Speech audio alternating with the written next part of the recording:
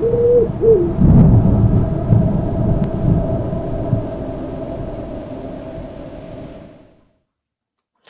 noite, pessoal. Sejam bem-vindos, então, a mais um Hangout aqui no canal Terça Livre. Desculpem aí pelos 7 minutinhos de atraso. Eu sei que o pessoal gosta de ser pontual aqui. Eu estava terminando de ajeitar algumas configurações aqui, porque realmente fica ruim quando a pessoa fica falando e fica captando no meu fone, então eu resolvi colocar um fonezinho de ouvido aqui para auxiliar aí na qualidade da imagem e do som, que é importante. Bem, essa noite eu estou com um grande amigo, um homem que me abriu os olhos aos estudos de Tomás de Aquino, quando eu ainda era seminarista, e isso ocorreu no ano de 2008, 2009, por aí, não, acho que foi 2008 ainda, e eu estava procurando textos sobre Royo Marim, Garrigou Lagrange, e de repente encontrei dois pilares aí da filosofia tomista no Brasil, que eram Sidney de Silveira e, quem está aqui comigo hoje, o grande professor Carlos Ancedê Noguet. Boa noite, professor, tudo bom? Boa noite, tudo bem? Uma alegria tê-lo aqui conosco. De novo, né? Sim, sim. Lembrar o pessoal aqui, antes de iniciarmos o nosso tema. Ah, tá lá. Porque eu tô lendo lá, ele tá lá na sala. Só se eu for lá pegar. Não, deixa pra lá. Mas depois eu pego lá, a Suma Gramatical. É. A Suma Gramatical da Língua Portuguesa, que foi um livro que o professor terminou ano passado, professor? Quer dizer, não, já estava pronto há algum tempo, ele foi lançado. Publicação. Isso, lançado, perdão. Já caminha para a segunda edição. Já caminha para a segunda edição, maravilha. Excelente. Bem, professor, a primeira dúvida que eu gostaria de levantar, né, um questionamento que eu gostaria de levantar para o nosso público, inclusive eu vou aqui abrir o chat para ficar atento ao que o pessoal está perguntando. Tinham algumas pessoas que estavam comentando assim, tá, mas o que nós podemos definir como cultura? Porque ao falar de civilização ocidental, nos vem à mente a noção de cultura. O que vem a ser, então, civilização e cultura? Bom, antes de mais nada,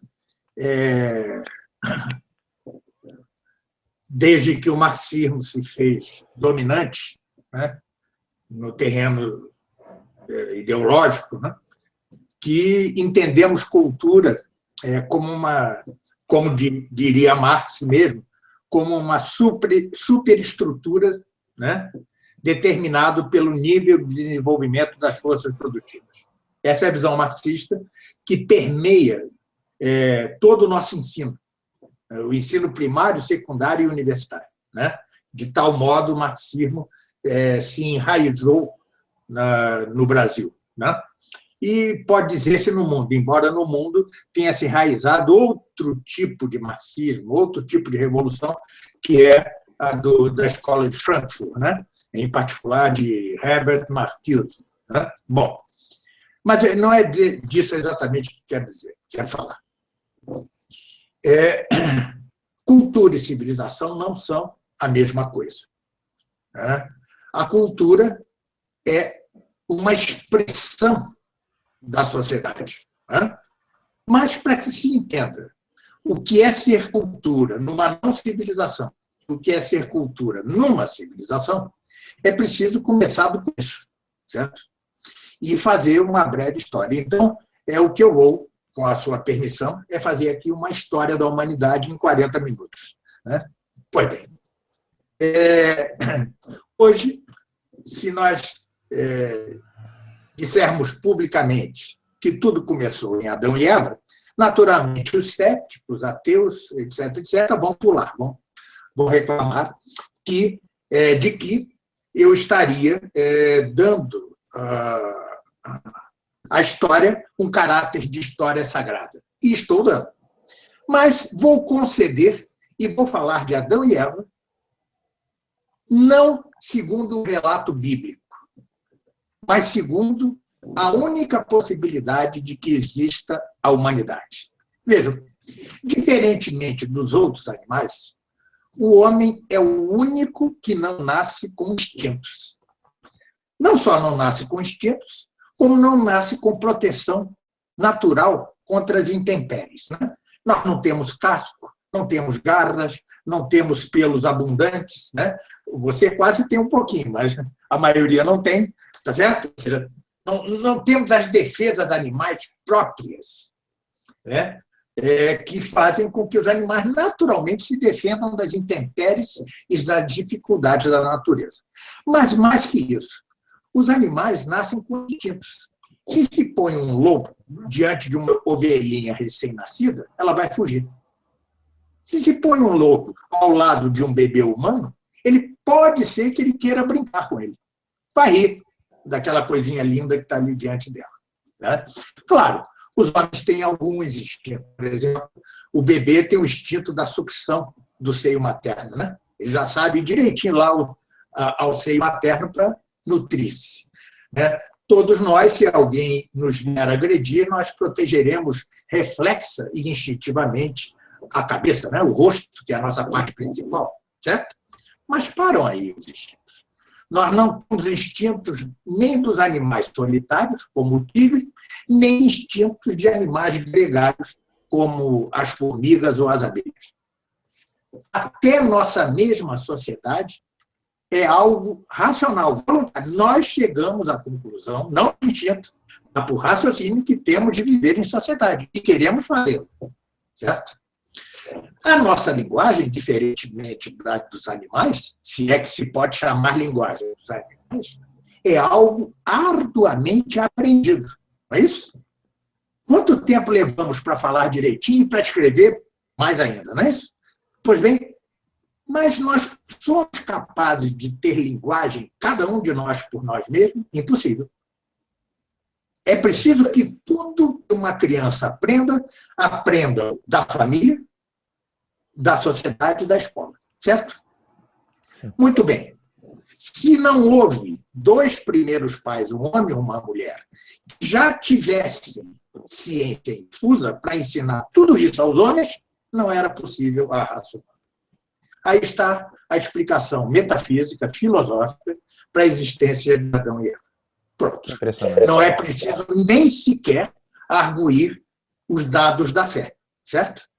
Já metafisicamente é impossível que a humanidade existisse sem dois primeiros pais que tivessem ciência infusa. Está certo?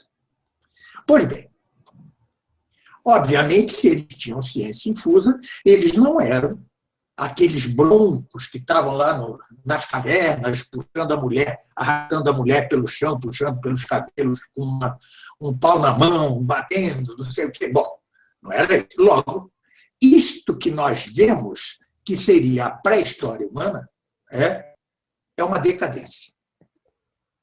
É uma decadência. Como quer uma distorção, como quer que isso se tenha dado, é uma decadência.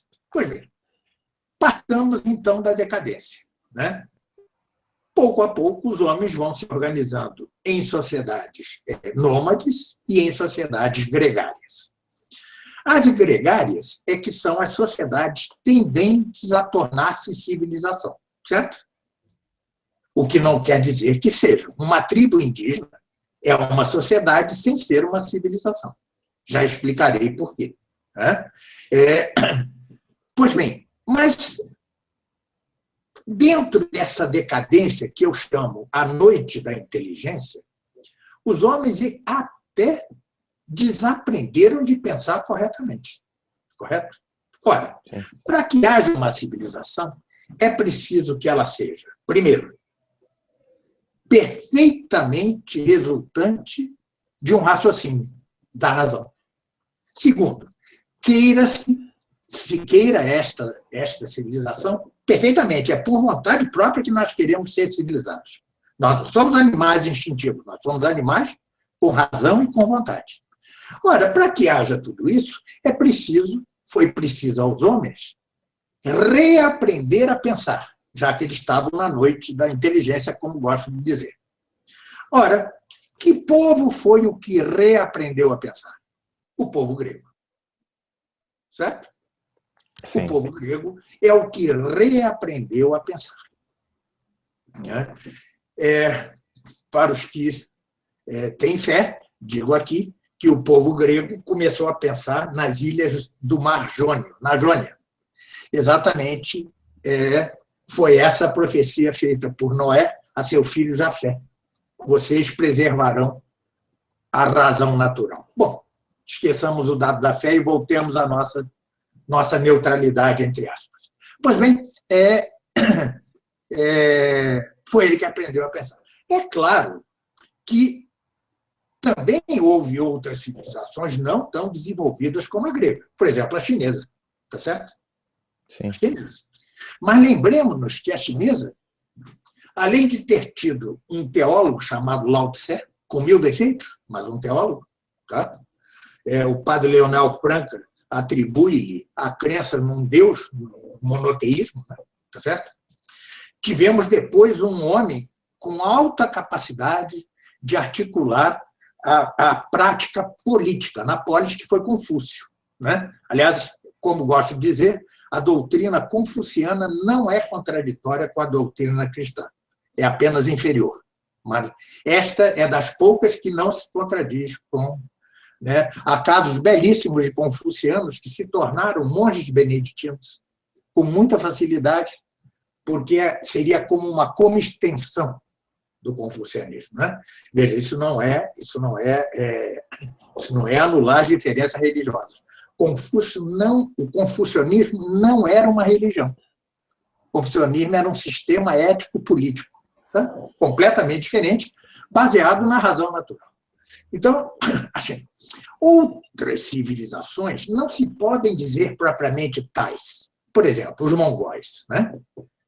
Não era exatamente uma civilização, tanto que ruíram logo, né? Não deixaram marcas indeléveis na história humana. Mas nós temos, então, 2 polos para sair desta noite que foi a decadência em que entrou a humanidade. 2 grandes polos. Por um lado, o polo do povo judeu, o povo eleito, certo? Que é como é dali que brota a religião, certo? Bom, sim. E do lado do grego brota a razão, certo? Então temos os 2 polos civilizacionais perfeitos nesta época, os possíveis nessa época. Aliás, quem se deu o cuidado de ver as leis mosaicas para os escravos, para a mulher, para os filhos, verá que ela é superior a qualquer outro corpo de leis. Não estou falando das leis religiosas, estou falando das leis sociais, certo? Embora no povo eleito isso daí não se distinguisse muito bem, mas elas são superiores às leis que se encontram na própria Grécia, que, no entanto, do ângulo filosófico, é superior ao povo judeu. Mas nós temos aí os 2 polos, tá? Da Grécia sairá Roma. Roma é uma espécie de extensão da Grécia, com uma diferença. Roma não tem a capacidade filosófica da Grécia, mas tem uma capacidade que os gregos não tinham, que é a capacidade jurídica, né? O direito romano é uma das mais belas coisas que a humanidade já criou. Pois bem, pode dizer-se que tanto o povo grego como o povo romano, por extensão, e mais no campo do direito, foram povos que aprenderam a pensar, certo? Reaprenderam a pensar. Ao passo que o povo judeu foi um povo a que Deus diretamente ensinou a pensar, né? Então, nós temos aí os 3 polos que virão a constituir a cristandade, certo? A cristandade só pode nascer, ou seja, Cristo só veio quando estavam dadas as condições para a sua vinda, as condições perfeitas para a sua vinda, né? É o desenho do que eu chamo a providência divina, certo? É o desenho da providência divina.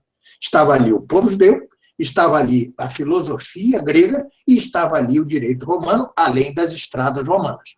Porque como os apóstolos correriam o mundo se não houvesse as estradas romanas, não é isso? Estava ali, como São Paulo e São Pedro chegariam a Roma sem as estradas romanas. Impossível, né? Impossível. Não chegariam nunca. Pois bem, esses 3 polos civilizacionais é o que confluem como rios num rio principal, que será a civilização pós-Cristo, certo? Essa civilização pós-Cristo, veja, Roma era uma civilização muitíssimo interessante no início. Uma civilização viril, guerreira, né? E que, no entanto, depois de Cristo, começa a entrar em decadência. Aí nós temos excrescências como Nero, né? Como Calígula, né? São excrescências humanas, já na decadência do Império. Pois bem, mas essa decadência do Império, como por outro desenho da providência, se dá no mesmo momento em que o sangue dos mártires cristãos começa a regar o solo do Império Romano. E se multiplicam na mesma medida em que há martírios de romanos cristãos, que iam para a morte porque se negavam a acender incenso aos ídolos ou falsos deuses. Na mesma medida em que aumentava isso, começava a decadência do Império Romano e a ampla conversão das populações do Império Romano ao cristianismo. Certo? Sim. Ora, isso vai desembocar em quê? Em Constantino. Não? Constantino foi o primeiro rei romano que tirou da ilegalidade o cristianismo, né? Tirou da ilegalidade, deu-lhe liberdade, e os próximos reis chegarão a fazer do cristianismo a religião oficial do Estado. Bom, mas o Império Romano, não sei se estou sendo muito rápido, não vou estar bem. Não, tá bom. O Império Romano tinha defeitos intrínsecos, né? Insanáveis, né? Primeiro, a pressão na fronteira dos bárbaros, né? Os bárbaros foram entrando muito lentamente, mas firmemente nas fronteiras do próprio Império Romano. Coisa que hoje foram entrando. Muito bem. Foram entrando, fazendo pressão, e o Império Romano era talmente centralizado e tal que a sua ruína era como uma tragédia anunciada, certo? Sim. Pois bem, veio a ruína pela invasão dos bárbaros. Estou simplificando muitíssimo. Sim, não se preocupe. Para falar. Bom, veio a ruína e os cristãos do mundo inteiro acharam que era o fim do mundo, que era o fim do milênio anunciado no Apocalipse. Interpretação errada.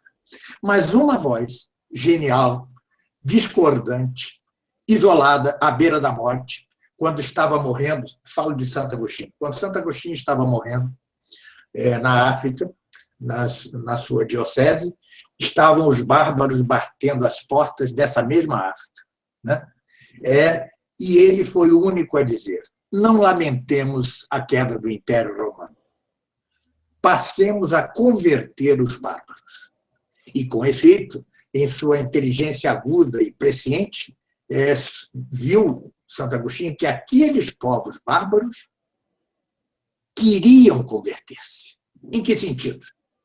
As religiões desses povos bárbaros estavam arruinadas. Era uma série de crenças desconexas, falsas, que já não satisfaziam ao anseio deles de uma espiritualidade verdadeira.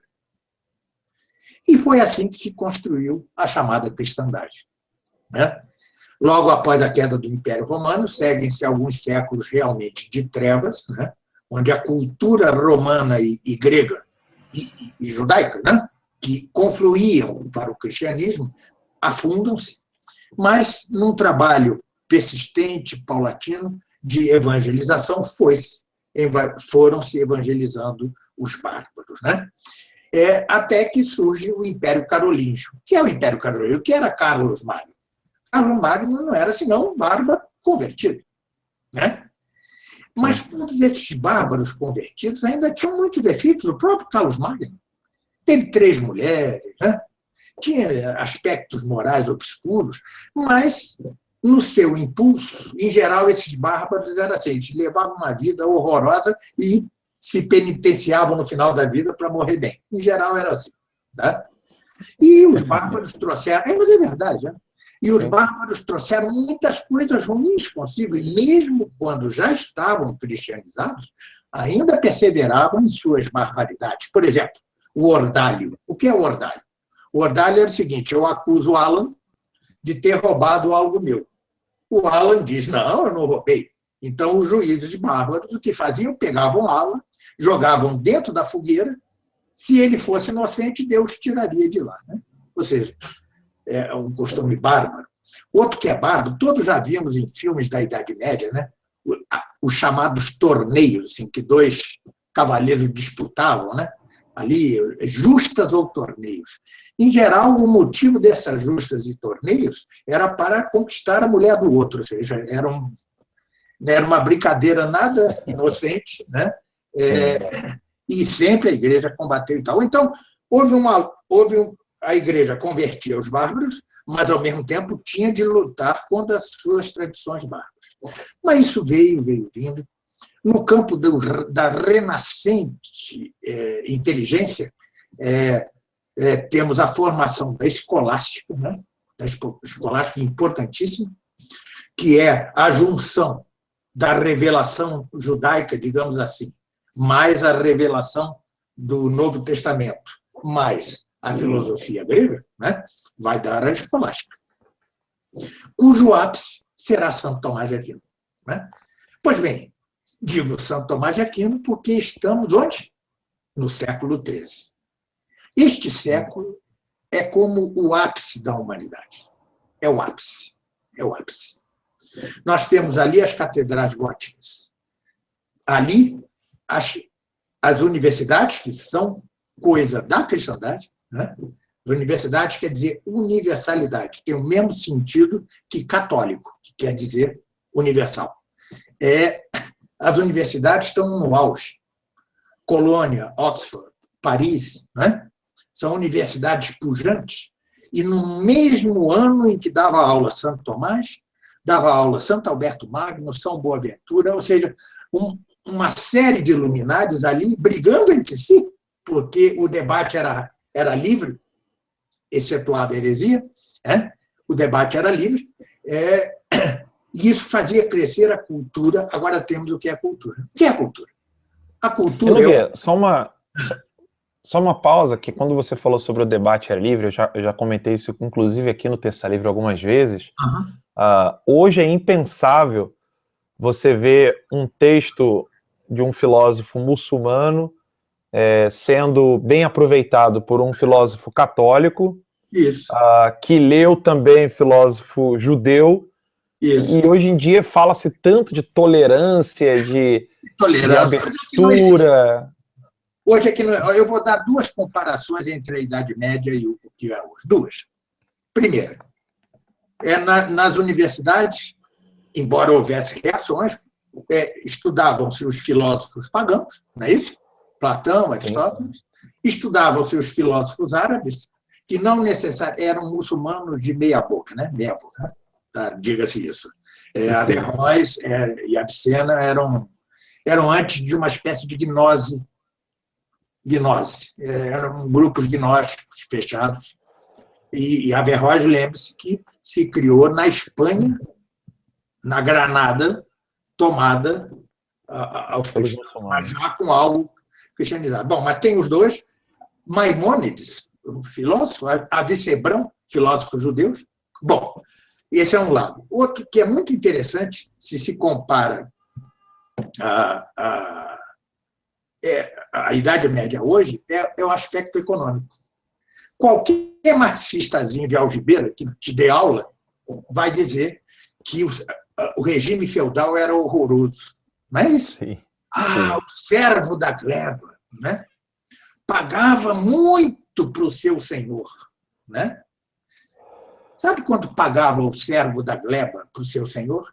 10% de sua produção. Hoje o Estado nos tira 45% em impostos. Sim. Então, isso inclusive vai tirar quanto? Sei lá, tudo, né? Seja, inclusive, o grande professor de economia, Adolfo Saxida, ele teve um programa aqui no Terça Livre chamado Economia e Liberdade, e ele falava muito sobre isso, né? Como nós precisamos olhar para o período feudal com um olhar científico, né? E não um olhar apaixonado de quem ficou lendo aí livros de doutrinadores marxistas. Né? E olha só, a escravidão era um instituto multimilenar, desde que a humanidade decaiu, a escravidão se deu.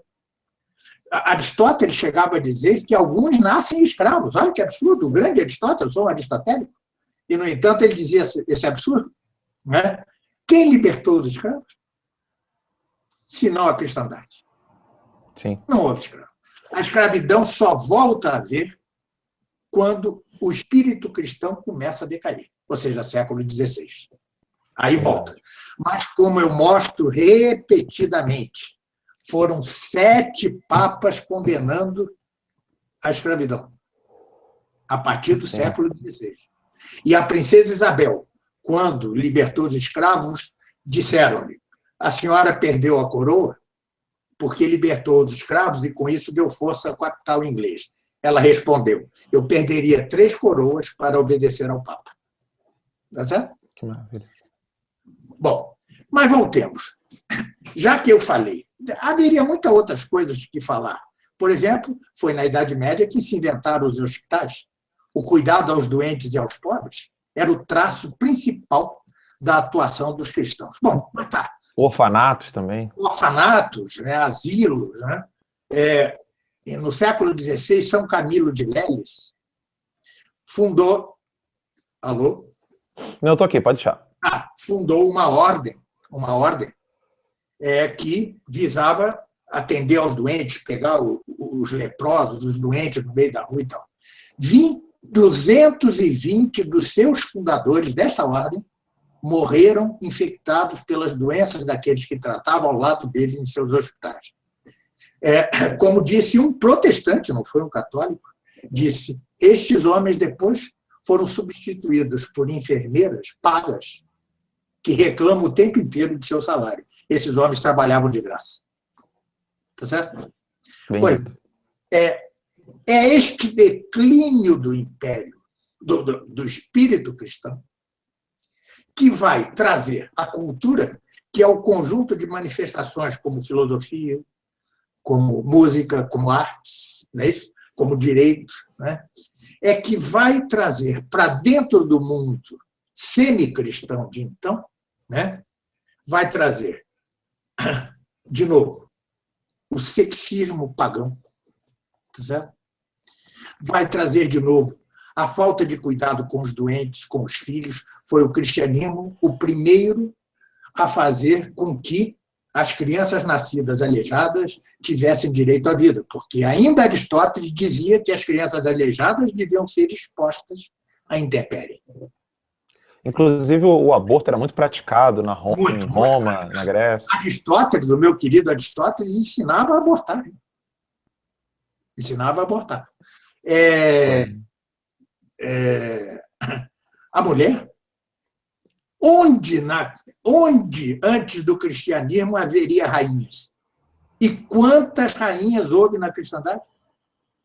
Sim. Uma multidão incalculável, entre as quais algumas são santíssimas. Né? Tá certo? O professor Ricardo da Costa, né, um grande historiador, ele inclusive explica como que surgiu a peça da rainha no xadrez, que foi um jogo que foi trazido do Oriente para o Ocidente. Isso. E que tornou-se uma peça feminina, e não era uma peça feminina originalmente, exatamente como que a mulher é valorizada no que não é chamada Idade Média. Né? Mas houve rainhas que morreram contagiadas pelos doentes que elas tratavam pessoalmente. Eu tenho tudo isso em meu blog, está tudo escrito.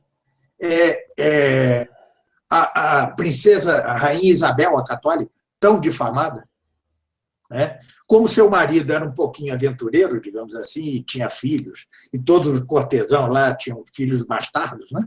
Que fazia ela, adotava todos, incluindo os do marido, né? E perguntaram-lhe um dia: mas por que a senhora faz isso? Quer que eles vão para o inferno? Era rainha, mulher e santa, coisa que jamais voltará a ver, né? Jamais voltará a haver. Então, o declínio civilizacional, hoje, se você vir o estado em que está, por exemplo, a Espanha, se entenderá o que quero dizer com declínio cultural. Sim. É um sexismo desenfreado. A sociedade começou a deixar de pensar com a cabeça para pensar com as partes baixas, né? Hoje só se pensa em sexo, né? É uma sociedade sensualizada. Mas isso interessa aos donos do poder atual. Por que interessa? Porque se você deixa... Os tiranos romanos davam panis et circenses ao povo, davam pão e circo, davam sangue dos gladiadores, não é isso? E o povo ávido de sexo, de sangue, ia lá e aturava a tirania. Pois é a mesma coisa que é hoje. A tirania do mundo hoje se sustenta em parte porque se dá à multidão drogas e sexo. É isso. É isso que existe no mundo, né? Droga, sexo e uma constante e tenaz ataque a esta que foi a verdadeira, o ápice da civilização humana, que foi a cristandade. Foi o ápice. Se me perguntar, Alan, mas o senhor a julga perfeita? Claro que não. Perfeição nesta terra, meu amigo, né? Sim, sim. Todo mundo que busca perfeição nesta terra é revolucionário. Marx prometeu o paraíso terreno com seu comunismo e matou 100 milhões de pessoas. Hitler prometeu o terceiro Reich e matou quantos milhões de pessoas? Não é isso? Sim. Ou seja, todas as revoluções prometem o Éden, o paraíso. Marx dizia, quando a burguesia, quando o proletariado, na ditadura do proletariado, tiver esmagado a burguesia reacionária, o Estado cairá por si mesmo. E aí, a partir de então, teremos uma sociedade em que cada um dará segundo a sua capacidade e receberá segundo a sua necessidade. Ou seja, é a descrição de Adão e Eva sem Deus. Nossa. Tá certo? É a descrição de Adão e Eva sem Deus. É exatamente ir contra a religião para defender algo meramente terreno. Mas algo meramente terreno é quimérico em duplo sentido. Primeiro, no sentido de impossível, certo? Sim. O comunismo de Marx é impossível. Imagina, se um Estado, depois de matar 50 milhões, vai se autodissolver por si mesmo. Então, onde já se viu uma coisa dessa? E o segundo sentido de quimérico é de monstruoso. A quimera era um monstro da mitologia grega. Então, nós temos uma dupla monstruosidade em todos os sistemas, todos que prometem a perfeição na Terra. A perfeição na Terra não existe. Nunca o cristianismo propôs um sistema de governo de não sei o quê. Ele tentava evangelizar aquele que havia para melhorá-lo. Em vez de levantar os escravos em revolução contra os senhores de escravos, que daria num banho de sangue, que fez? Pouco a pouco converteu os senhores de escravos e os escravos, de modo que a convivência na própria igreja fez com que a escravidão ruísse pouco a pouco. A igreja é de per si reformista. Ela não é revolucionária, certo? Então, hoje nós temos o seguinte quadro nefasto. Uma civilização acabada do ponto de vista, uma cultura, perdão, acabada do ponto de vista das ideias, do ponto de vista das leis. Por exemplo, o Brasil tem uma legislação penal que é suicida, certo? Os piores bandidos ficam 6 anos, com algumas atenuantes, chegam a 4 lá dentro. É uma sociedade que não se sabe defender, certo? Bom, ele não se sabe defender. É a maior ruína que isso, né? Isso é uma contrafação, uma falsificação da verdadeira caridade. Não é isso? Pois bem, no campo da arte, a nossa arte acabou. Ela ainda durou com certa pujança até o século XIX. Por quê? A arte é belo, a arte trabalha com o belo. O belo e o bem são duas faces da mesma coisa. Se você mantém só o belo sem o bem, ele pouco a pouco vai cair no feio. É exatamente a nossa arte. Basta entrar no Museu de Arte Moderna para ver o que é o feio. tá certo? Sim. Como diria Giovanni Reale, é a diluição das formas, né? Um pintor hoje joga um balde de tinta e diz que pintou alguma coisa. Não é isso? Você não vê nada ali, né? A música hoje, se você entrar na Rádio MEC, é assim. Né? Ou seja, é a direção da arte. Eu escutava tanto a Rádio MEC. Para quem não conhece, o pessoal que está nos assistindo aqui agora, a Rádio MEC é uma rádio lá do Rio de Janeiro que tocava música clássica. E quando eu era mais novinho, eu ficava escutando a Rádio MEC e eles faziam análises de Mozart, Beethoven, traziam grandes convidados um tempo atrás, né? Mas agora, como você falou, vai ouvir a Rádio MEC, fica aquele negócio que e dizem que é arte. É irritante. Se você dormir uma vez, me aconteceu isso. Eu dormi e acordei nervoso, porque eu dormi com a Rádio MEC ligado. Eu demorei um tempo para associar aquele meu nervoso com a Rádio MEC, né? Bom, são as artes, a cultura. É essa pseudo-filosofia ensinada nas universidades. É a ruína das nossas universidades. Eu dei 10 anos aula numa pós-graduação. Eu posso afiançar, pós-graduação, né? Eu posso afiançar que não só os alunos, mas os professores são uma ruína. Não é porque eles são maus, é porque eles já aprenderam assim. É uma bola de neve. Né? É uma bola de neve que vai, o que aprendeu errado ensina errado, o que aprende errado vai ensinar errado, e isso sempre é. Sim. Enquanto o bem ele é progressivo para cima, o mal é progressivo para baixo. Né? O que hoje é ruim, amanhã será o péssimo. Certamente. Ora, aquele exemplo, tem um exemplo, inclusive, que o padre Paulo Ricardo uma vez deu, né? As prostitutas do século, não do século, mas as prostitutas da década de 30 e 40, elas se vestiam mais modestamente que as jovens de hoje. Aliás, veja a prudência, a sabedoria dos maiores pensadores cristãos. Tanto Santo Agostinho como Santo Tomás, que são os dois luminares, né? Ambos diziam que não se deveria proibir a prostituição. Porque se proibisse a prostituição, teríamos um monte de tarado na rua atacando as nossas moças boas. Tá certo? Veja, isso é a sabedoria. Mas é verdade. Isso alguns cristãos de ouvidos meio impolutos reagem. Mas como? Não, mas é assim. Nós estamos na Terra, nós não estamos no céu. Nós devemos fazer na Terra tolerar males menores em prol de bens maiores. Só no céu não haverá males de nenhum tipo, nem maior nem menor. Lá só haverá bem, certo? Ora, então, dentro de sua sabedoria, a igreja várias vezes fechava os olhos para certas coisas e deixava. Eram válvulas de escape. Mas qual é o problema da história? É que essas coisas que eram válvulas de escape passam a ocupar o lugar da igreja. Hoje o prostíbulo ocupa o lugar que a igreja ocupou um dia. Não é isso? Ou seja, nós temos hoje uma sociedade decadente, uma sociedade que pensa com as partes baixas, entre aspas, né? Pensar. O intelecto está arruinado, a vontade está deformada, porque quando você quer, com a sua vontade, o que é baixo e despreza o que é elevado, essa vontade é uma vontade. É uma vontade perdida, não é isso? Antes de Cristo, povos como o grego, etc., tentavam, eles tinham uma aspiração a algo superior.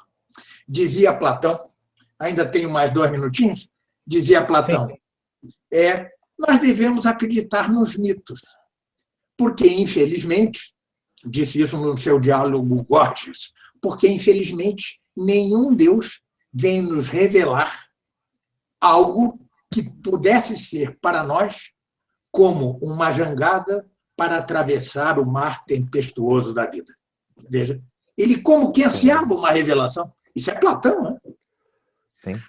Aristóteles chegava a dizer no fim da sua ética, devemos não só em nossa vida contemplar a Deus, mas devemos imitá-lo. Veja, são povos pagãos. Veja o sistema de Confúcio na China, magnífico, né? Cheio de qualidades. Na China, lá naquele canto de mundo, entendeu? Bom, O que nós temos hoje? O oposto de Aristóteles, o oposto de Platão, o oposto de Confúcio, né? Isso para não falar o oposto do cristianismo. Tá? Ou seja, mesmo no âmbito do paganismo, o que nós temos... Eu dei uma vez um curso de História da Filosofia, que provavelmente, online, que provavelmente retomarei. Na época eu fiquei doente, tive de interromper. O curso se chamava Do Impulso Grego ao Abismo Moderno. Essa é a diferença. O paganismo, com todos os seus defeitos, tinha um impulso para cima. Hoje a sociedade vai voluntariamente rumo ao abismo. Pronto. Realmente... Eu vou pedir só para você baixar só um pouquinho o somzinho. O som, é isso. Desculpa. Não sei problema. Nogueira, é impressionante. Desculpa, às vezes eu chamo o professor Nogueira assim, de Nogueira como um amigo, porque ele realmente é um amigo, mas por respeito eu quero chamá-lo de professor Nogueira.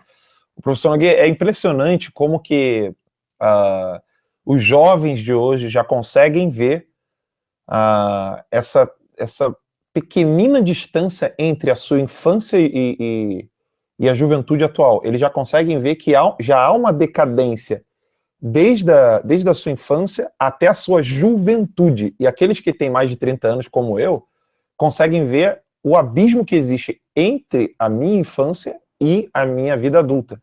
Então, imagina olhar, né, como se fala em inglês, né, big picture, né, olhar como um todo, né, o todo que nós temos, né, da história, olhar a história com uma lupa e ver, não com a lupa, perdão, tirar o zoom, né, da história e ver como que decaímos desde que abandonamos a fé cristã como fundamento da sociedade, junto com os valores racionais e coisas que a razão por si só pode buscar. O abandono disso nos levou ao ateísmo, que quer, na verdade, colocar Deus Atamis na frente do Supremo Tribunal Federal e chamar o Estado de laico, né? É uma coisa... Toda vez que alguém fala... Hoje mesmo à tarde, eu estava conversando com um grupo de pessoas numa cidade próxima a mim aqui, e eu estava conversando isso, né? O pessoal estava falando de Estado laico. Eu falei assim, acho que nada mais matou na história da humanidade que o termo Estado laico, né? O laicismo. Exatamente. E as pessoas não conseguem parar para pensar nisso, né? As pessoas já não conseguem mais questionar. Só uma frase que eu ia dizer e realmente esqueci. Desculpa, posso dizer essa frase? Por favor, Nogueira, por favor. O filósofo pagão Cícero, que morreu no ano 3 a.C., ou 33, já não me lembro. Bom, ano 3 a.C., tinha uma frase primorosa. Dizia assim: a lei, ela é uma só. Não é uma para os gregos, outras para os romanos. Uma para ontem, outra para depois. A lei é uma só e foi fundada por um Deus, dizia Cícero. Tá certo? É a chamada lei natural. Pois bem, qual é o princípio desta tese? É que se não há algo superior a nós, que nos deu uma lei que todos aceitemos, cada um vai querer impor a sua lei. Não é isso? Ou seja, não há lei. O que existe hoje não há lei, são arremedos de lei. Tá certo? Que mudam ao sabor do vento. Veja a Constituição de 87.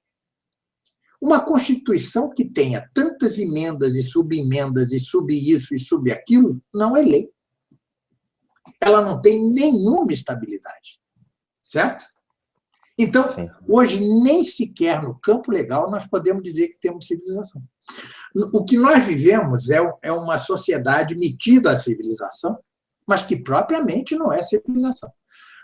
Mas no Brasil, curiosamente, há uma reação. No Brasil, curiosamente, coisa que não há em todos os países do mundo, né? Mesmo na Europa. Na Europa, as pessoas estão como inertes diante de uma barbárie que se avizinha. Nós aqui ainda temos alguma reação. Seremos vitoriosos? Não sei, mas alguma reação há, certo? Em que vai dar isso? Não tenho a menor ideia, porque Deus não me deu a luz da profecia. Mas que hoje se respira um pouco melhor que há 2 anos, se respira. Isso é uma verdade.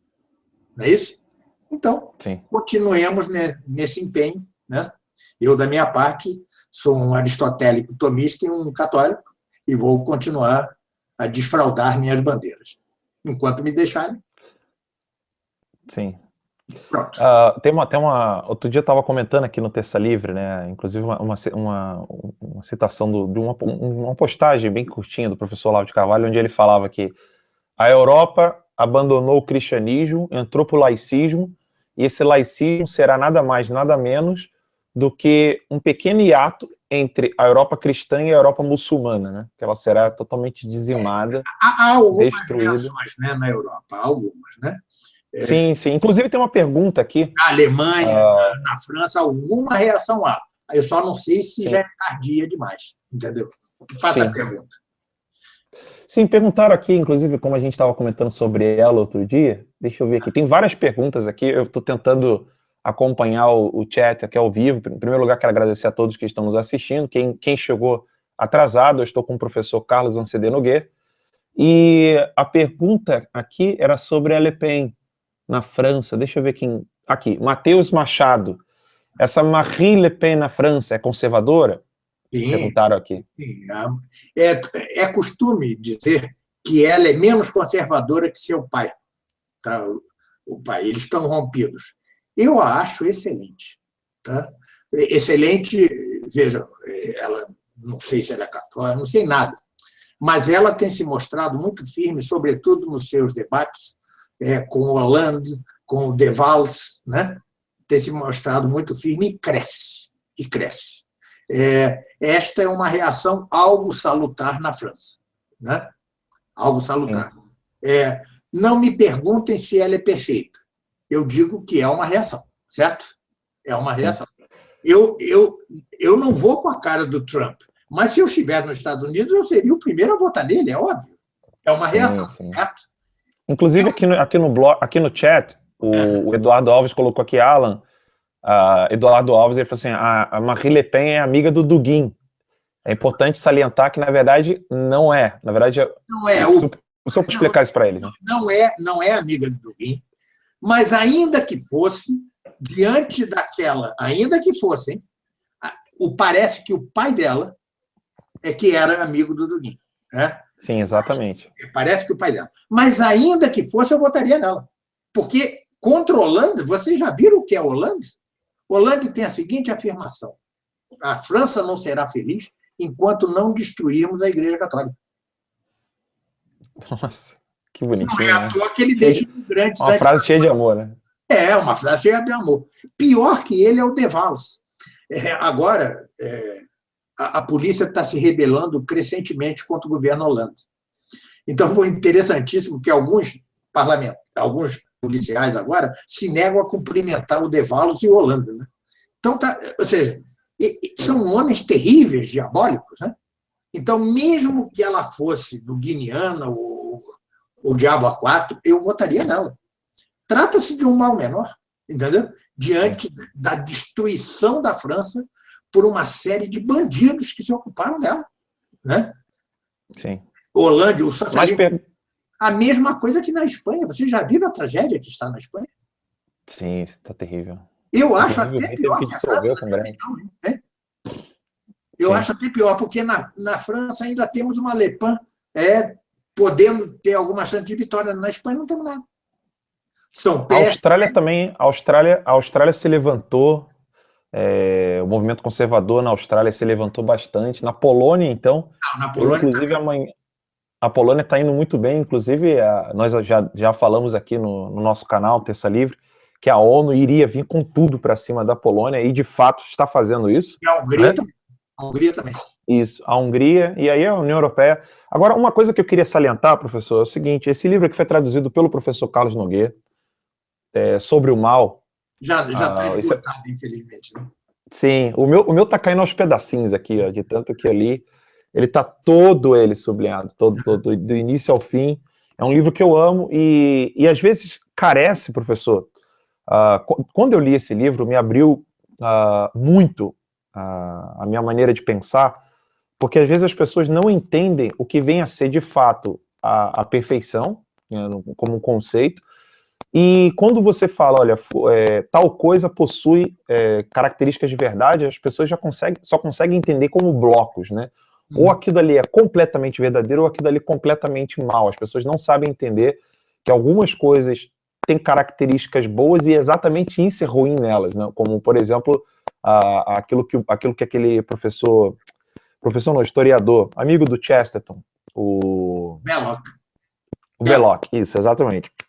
Como o Belloc fala que para se manter uma estrutura herética é necessário manter as estruturas boas daquilo que se quer destruir, né? Mas enfim. Só uma coisinha, posso dar uma imagem para que por favor. Imaginemos que o bem, o mal é sempre uma ausência de bem, uma carência de bem. O mal é como uma janela numa parede. A parede é o bem, a janela é o mal. Se eu estender o mal até todas as dimensões da parede, vai acabar não só a parede, mas a janela. Logo, o bem é indestrutível. Muito bom. Professor, tem uma pergunta aqui. Sem o mal. Desculpa, repete de novo. Sem o bem, é impossível o mal. O mal é uma corrupção do bem. Bom, vamos lá. Tem uma pergunta aqui do João Vicente Grabois Medina. Ele pergunta o seguinte: professor Nogueira, assisti sua aula sobre política de Aristóteles e o senhor disse que ele pregava que as crianças fossem educadas pelo Estado. Podemos dizer que ele era um socialista? Não, de jeito algum. De jeito algum. Antes de Cristo, havia muita dificuldade em conceber um bom Estado, certo? Essa carência você vê em Aristóteles, você vê em Platão, né? Platão chegou a propor em sua sociedade ideal que as mulheres fossem socializadas, tá certo? Até de todo mundo. Aí alguém até lhe respondeu, bom, mas daqui a pouco o neto está casando com a avó, né? Entendeu? Ou seja, esses homens tinham grande... Eles não eram. Eles, vejam, eu volto à minha imagem, se me permitem, do impulso grego ao abismo moderno. Eles tinham um impulso, só que precisavam de uma ajudinha lá de cima, certo? E tiveram. Mas este impulso tinha muitos erros. O que é bom em Aristóteles não é exatamente essas suas propostas políticas, né? Não é exatamente a defesa do aborto, isso não pode ser perfeito de jeito algum. Mas sobretudo, o ter reaprendido a pensar. Este é o legado de Aristóteles para a cristandade. Sim. Eu acho que eu estava com um probleminha no microfone aqui, mas parece que melhorou, né? Inclusive, peço que o pessoal aqui no chat avise aí. O Marcel, né, que falou aqui para não esquecer de perguntar sobre o livro Estudos Tomistas, Opúsculos, né, que será lançado em breve. Nós vamos fazer um hangout só sobre isso, né, professor? Então vamos. Ele vai sair, se não me engano, dia 5. Ele chega... Marcel, se não me engano, é o meu Marcel aí, né? Sim, é ele. É o Marcel. Assim não pode ser promíscuo, somos amigos, assim não. Mas ele é o meu editor, meu sócio nos cursos online, né? E amigo, antes de tudo amigo. E ele me disse que no dia 5 chegarão os livros da gráfica. É o livro chamado Estudos Tomistas, Opúsculos, né? Que é o primeiro de 5 livros, de 6 livros que eu publicaria este ano. Mas a crise econômica não deixa, né? Tá certo? Sim. Então já vai sair só no Brasil, né? Que um grande escritor como o senhor tem vários livros na gaveta e não consegue publicar por falta de... Mas também não... tudo tem sua hora, né? Sim, tudo tem sua hora. Mas fica a dica aqui de fazer crowdfunding e toda vez que vocês fizerem... Eu não consegui publicar tudo isso, eu simplesmente dou para todo mundo. Pronto. Fica Maravilha. Aí. Tá? Professor, tem mais perguntas aqui. Deixa eu ver aqui. Deixa eu ver. A Marli Silva Lopes, ela diz que mais os católicos pegaram os mitos e os deuses pagãos para colocarem na igreja. É verdade isso, professor? De jeito algum. Nunca fizeram isso. De jeito algum. Não tem nem por onde pegar essa afirmação. Perdoe-me, Marli, mas ela é impossível. Ao contrário, todo o início da cristandade é um conjunto de mártires que se negaram a reconhecer os deuses pagãos. Sim. Há um livro chamado As Atas dos Mártires, né? O martiriológio, né? A arte dos mártires. E vocês verão, isso tem na internet, provavelmente, embora suspeite que só em latim, mas o fato é que todos os primeiros séculos da cristandade, ou seja, quando estavam sob o tacão do Império Romano, o que eles fizeram não foi senão isso. Depois, quando eles evangelizaram os bárbaros, nenhum deus bárbaro entrou ali. O cristianismo é estritamente monoteísta. Estritamente. Os santos são outra coisa, são considerados homens que, após a morte, servem como anjos, como intermediários. Aliás, a ideia de anjos não é católica. Ela é de todos os sistemas antigos. Não só do judaísmo, por revelação, mas todos. Aristóteles falava que havia um primeiro motor imóvel, que seria Deus, e 55 outros motores, seriam os anjos. Platão fala em anjos, todos falam em anjos. Por quê? Essa é uma necessidade filosófica que, se quiser, é um tema interessantíssimo, árduo, mas interessantíssimo, que é o dos anjos. Podemos fazer um dia sobre os anjos. Sim. Podemos Deixa eu mostrar aqui para o pessoal aqui. Vai falando aí. Um hangout só sobre os anjos, não é isso? Sim. Nós fizemos um aqui no Terça Livre, logo no iniciozinho, com o Astorga. Com o Astorga, com o Luiz Astorga. O Astorga é um especialista em angelologia, né? Sim, falamos da necessidade metafísica de haver um ente que não que também é puro espírito, não é matéria, mas também não é ato puro, né? Você quer em 2 segundos? 2 segundos? Pode ser. Se nós olharmos para a natureza, nós vemos que a natureza não dá saltos bruscos. Você tem o reino do inorgânico, certo? Depois você tem o reino vegetal, depois o reino animal, sempre numa escalinha. Pato, marreco, ganso, cisne. Veja a escala da beleza. Mas tudo vai crescendo, até chegarmos aos animais superiores. Chegamos ao homem. O homem é a fronteira do espiritual e do corpóreo, certo? Ele está acima dos demais animais e tem algo de espiritual. Mas, se só houvesse o homem como última criatura, a distância entre o homem e Deus seria um salto no abismo de tão brusco. Logo, é preciso que haja diversas ordens de anjos até aquele que mais se aproxime do Espírito primeiro, que é Deus mesmo. Temos, assim, uma hierarquia em toda a criação. Excelente. Tem mais perguntas aqui. O pessoal está colocando bastante perguntas. Primeiro, o pessoal está pedindo, professor, para o senhor indicar qual seria o seu canal aqui no YouTube e o seu site, né, para o senhor poder falar para o pessoal. O site é fácil. www.estudostomistas.com.br www.estudostomistas.com.br. O canal no YouTube e agora, boa pergunta, eu acho que é Carlos Noguet Tomismo. Tá? Ok. Carlos Noguet Tomismo. Se você se inscreve lá, recebe sempre meus vídeos e pronto.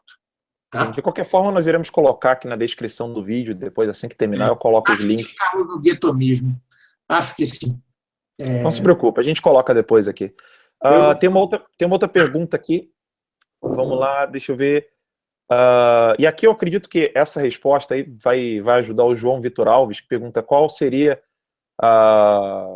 Alan, de que modo posso melhorar a minha maiêutica socrática, né? Pois é. Sócrates foi...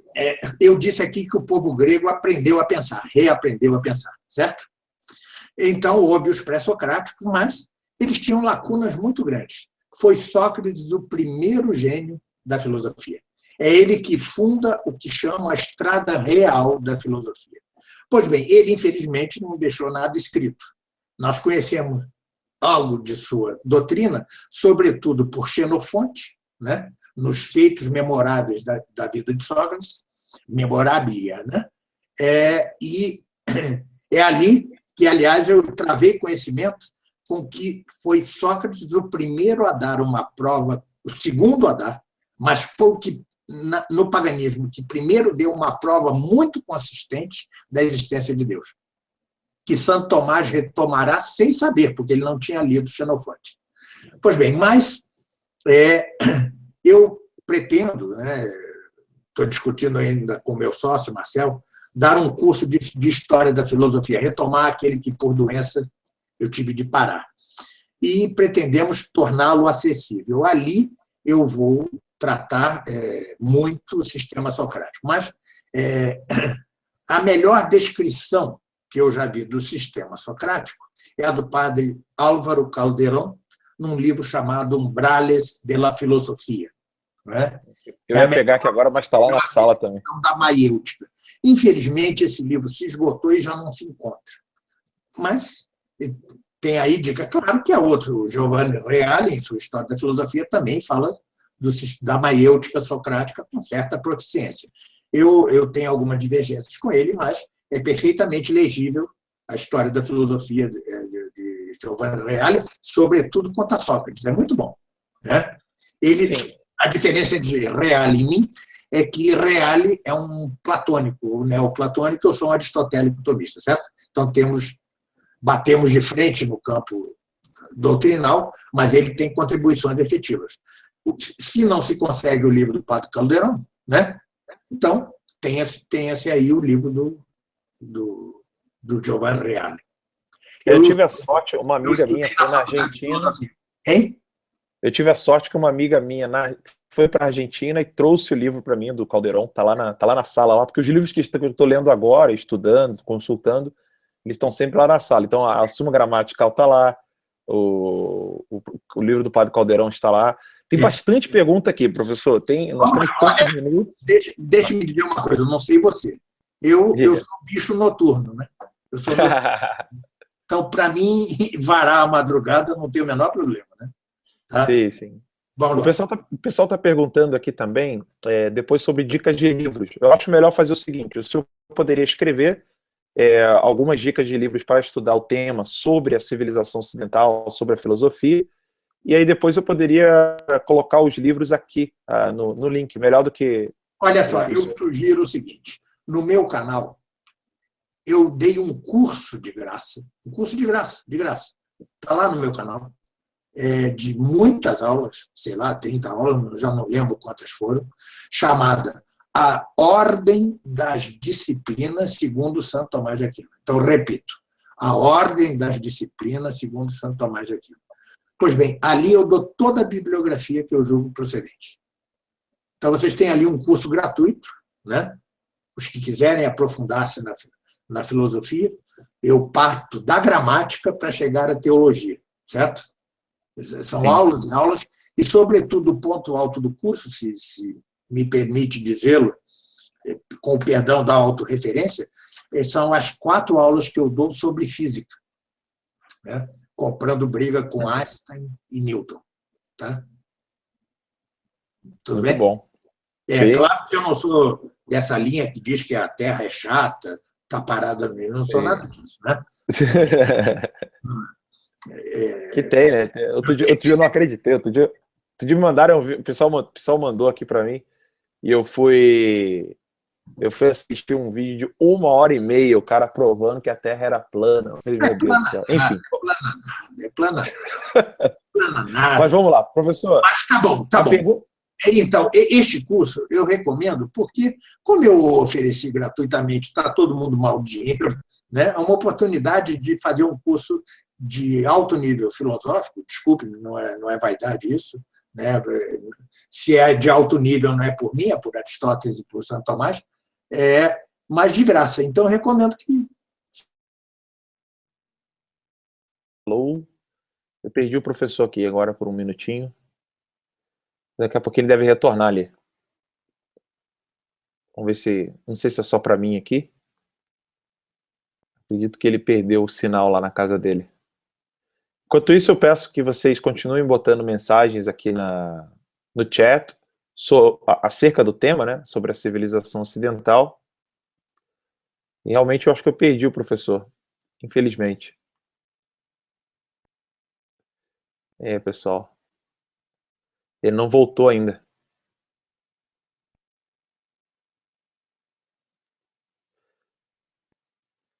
Realmente eu perdi o professor aqui.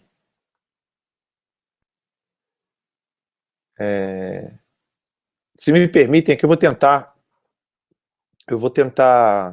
dar uma ligadinha aqui para ele, pessoal, só porque eu não quero, porque tem duas perguntas aqui que são bem, tá pipocando aqui no chat, que é com relação ao Papa, e nós queremos fazer sim essa pergunta, e depois a indicação de quais seriam os livros mais indicados para poder falar sobre os livros mais indicados que traduziram Aristóteles e Tomás de Aquino e Platão. Mas eu quero trazer o professor de volta aqui. Ele tem que responder essas duas perguntinhas aí que o pessoal vai gostar. Professor, o senhor caiu aí?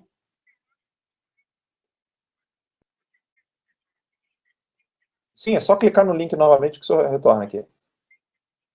Tá ok. Tá bom. Pessoal, ele tá voltando. Ele perdeu o sinal lá. Qualquer coisa eu coloco ele aqui no celular, tá bom? Ups. Qualquer coisa eu retorno ele aqui no celular. O pessoal estava pedindo indicação de traduções. Realmente, isso que o Jefferson acabou de colocar aqui agora, o Jacques Maritain, Introdução Geral à Filosofia, é muito bom. É um livro muito bom. Outras traduções para o português é bem delicado, porque realmente, quando se vai para um tema mais preciso na filosofia, é necessário ir para outros autores. No Brasil, infelizmente, não tivemos aí grandes escritores. Por exemplo, esse livro que ele indicou, do Calderón, está em espanhol. É um livro que se chama Los Umbrales de la Filosofía, está lá na minha sala, lá. E tantos outros livros que nós precisamos ler não estão em português. Estão em espanhol ou em francês. E em inglês tem muita coisa que foi traduzida desses autores. Então você tem aí grandes autores que foram traduzidos para o inglês. Então, se você tem dificuldade com francês, italiano, ou até mesmo espanhol, que eu acho difícil, se você for praticando a sua leitura no espanhol, você consegue acompanhar bastante a filosofia nessas línguas. Mas se você tem, por exemplo, facilidade com o inglês, existem um zilhão de bibliotecas que você pode alcançar esses autores de outros idiomas. Eu leio, por exemplo, vários livros de Tomás de Aquino não estão traduzidos para o português e alguns sequer para o espanhol, mas estão para o inglês. Então você pode pegar o latim e o inglês e ir comparando. Tem livros lá, inclusive tem um site que tem todas as obras de Agostinho, então você pode ler, e estão em todos os idiomas lá também. Uma coisa que eu gosto muito de fazer nesse site de Agostinho, por exemplo, é usar aquela ferramentinha do Ctrl F, né? Por exemplo, eu quero um termo específico.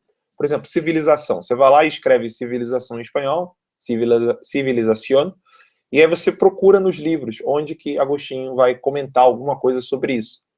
E aí você pode ir procurando. É muito bom esses livros digitalizados. Então eles podem te auxiliar bastante. Perguntaram antes ali sobre como estudar gramática, se pelo o livro do professor Nogueira ou se pelo livro do professor do Napoleão Mendes de Almeida. São dois livros distintos, então você pode usar tanto um como o outro. O professor voltou. Voltei? Voltou. Pronto. Perdoe, vamos às perguntas? Eu moro numa serra, no meio da selva. Então, bom, onde eu estava?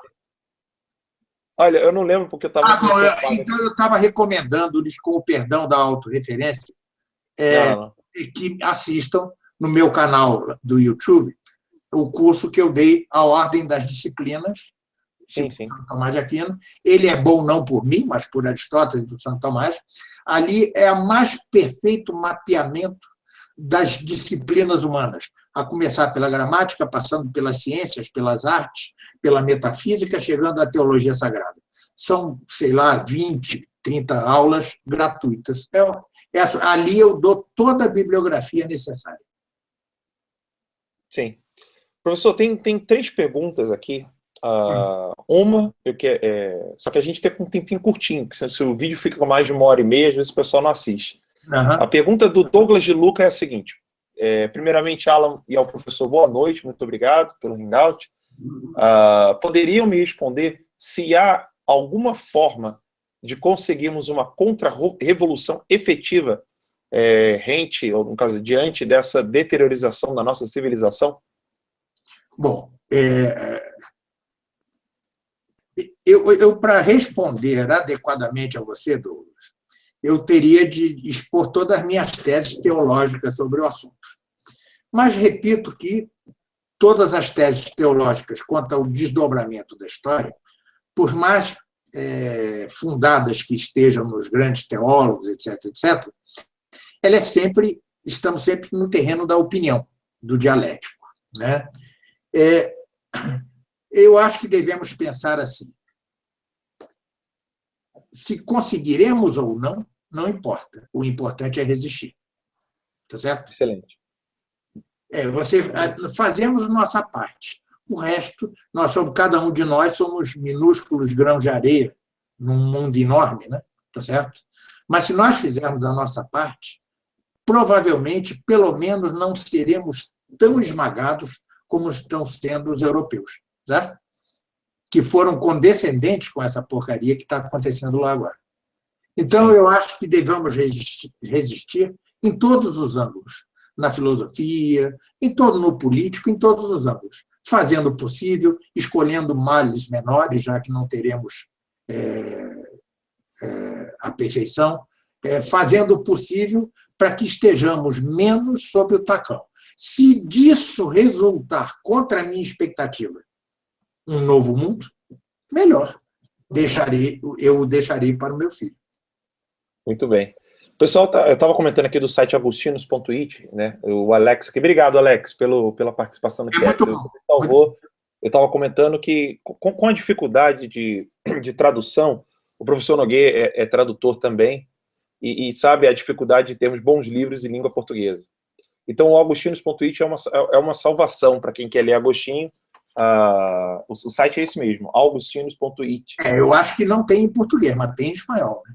Tem bastante coisa em espanhol. É exatamente isso que eu estava falando para o pessoal, que você pode recorrer tanto ao espanhol como para o inglês, né? Tem um site em inglês que tem quase todas as obras de Tomás de Aquino, inclusive De Veritate.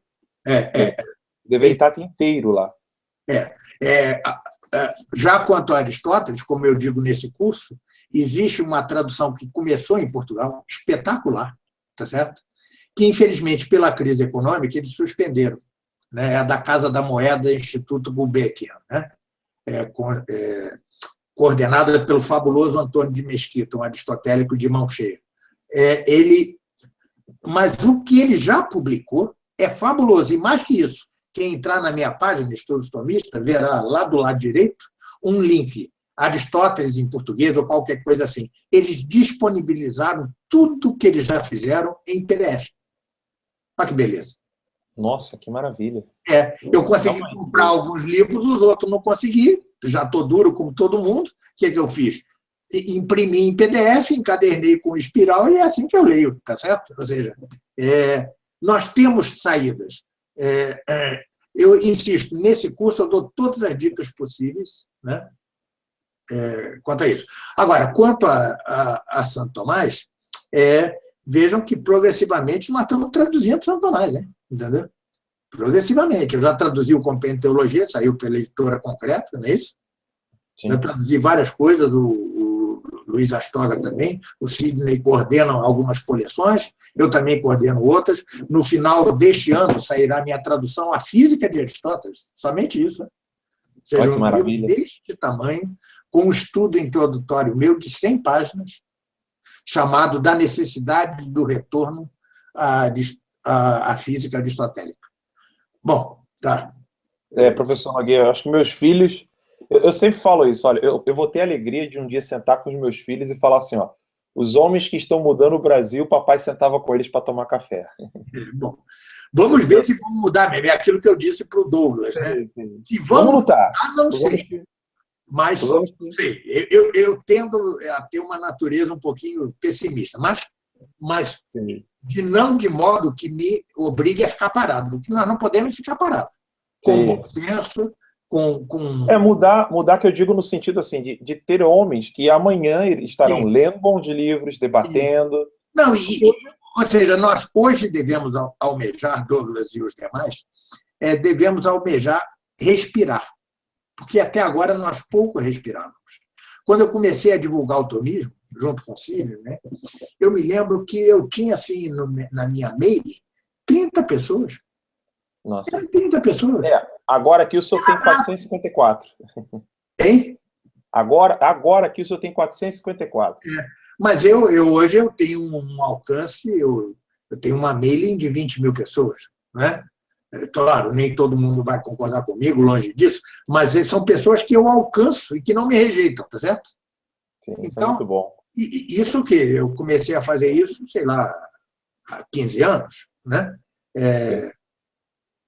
Então, algo mudou. E a crise dos governos brasileiros, né, do governo petista e tal, ela é propícia para nós. Não que aquilo que substituiu ou que vai substituir o governo petista seja bom também, não é isso. Não é bom. Mas, pelo menos, a crise, às vezes, nos é salutar. Tá certo? Sim. Platão chamava essa coisa que nós estamos vivendo hoje de demagogia. Era esse o nome que ele dava a esse tipo de sociedade. Né?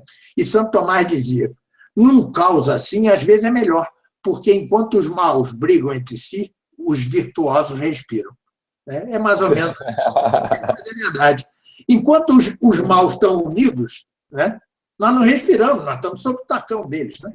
Agora, alguma coisa podemos respirar. Isso já é um início. Tomara que isso redunde em algo bom. Acho difícil, mas tomara. Algo bom que eu digo no sentido que o Douglas falou, uma verdadeira contra-revolução. Né? Não sei. Façamos nossa parte.